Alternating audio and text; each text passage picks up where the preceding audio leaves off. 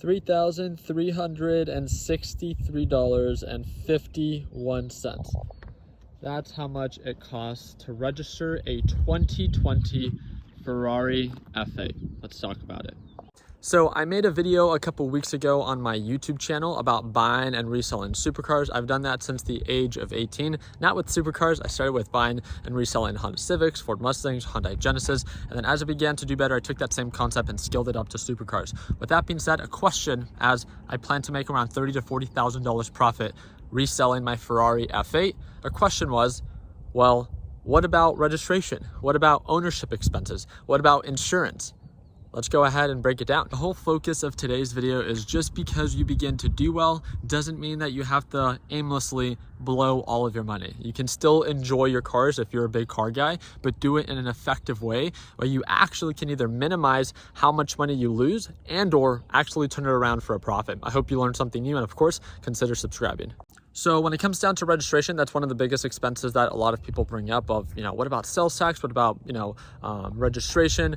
In Arizona, with private party car sales, you guys can look into it. Every state is different. In Arizona, with private party sales, meaning person to person, not to a dealership, there is no sales tax. So it's just registration. On top of that, there's a B. On top of that, I want you guys to be aware of this. In Arizona, there is a registration refund. Give you an example. I just registered this car, let's say in March.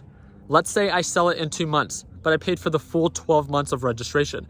I can go to ADOP, or to the Arizona Department of Motor Vehicles, and actually request a refund on the prorated amount that is left. With that being said, I will get back 10 months out of the 12 months that I've used. It doesn't work out exactly to, the 3,600 divided by 12, and then I get 10 of that back.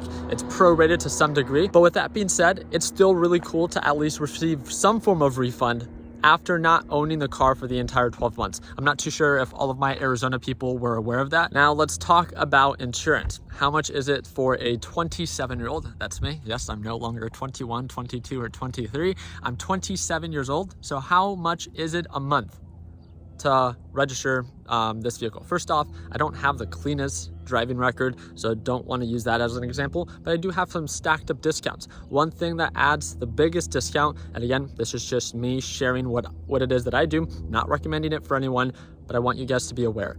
I have a multi-car discount. I have multiple cars. When it comes down to these cars, you guys know that I buy and sell them. I don't normally keep them for a full 12 months. So how many miles do I actually put in them in a year?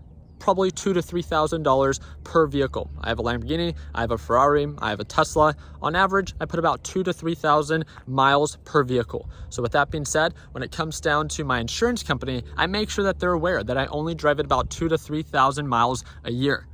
On top of that, I have a multi-car discount, and I have these kind of like a weekend car. I have a primary car that, again, is more of a modest car.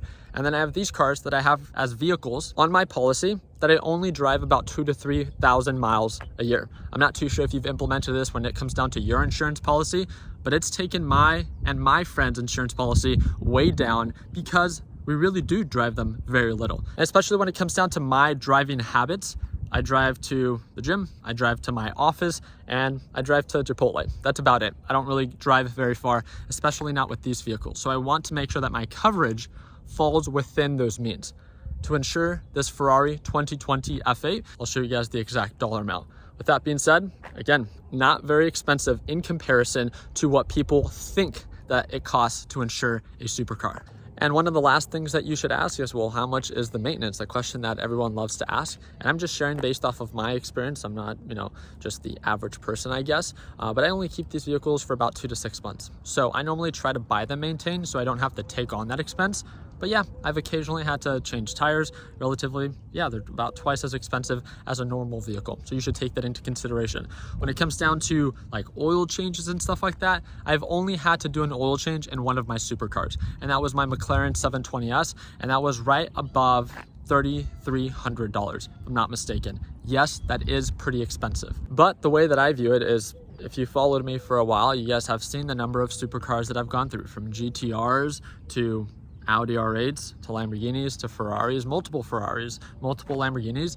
And for me to have only had to have paid for one service, and it's because I chose to, because I could have sold it like that, but I wanted to keep the car for a little bit longer, so I got it maintained. So yes, to some degree, maintenance is something that you have to take into consideration, and you can always call that specific model of, I can call Ferrari and be like, hey, how much is it to get this car serviced? And they can give you a quote, so you can kind of factor that in before you make the decision of buying a vehicle. But you should also, one thing that you can do in advance is make sure that before you even buy a vehicle that it's been maintained, so you don't have to take on that expense, especially if you don't plan to keep it for a very long time. It's only going to eat up into your margins. So yes, this car is maybe a little bit more expensive to maintain. Yes, of course, the registration is a little bit more to register. Yes, the car insurance, maybe it's not $50 a month like an average car, but there are still ways to make sure that you save a couple dollars if you do it in an effective way. And that's the whole purpose of this video.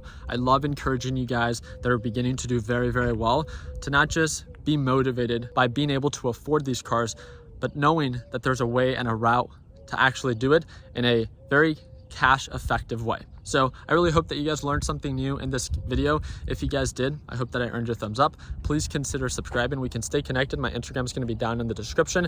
And like always, let's make sure that we end the year on a green note. Take it easy, team.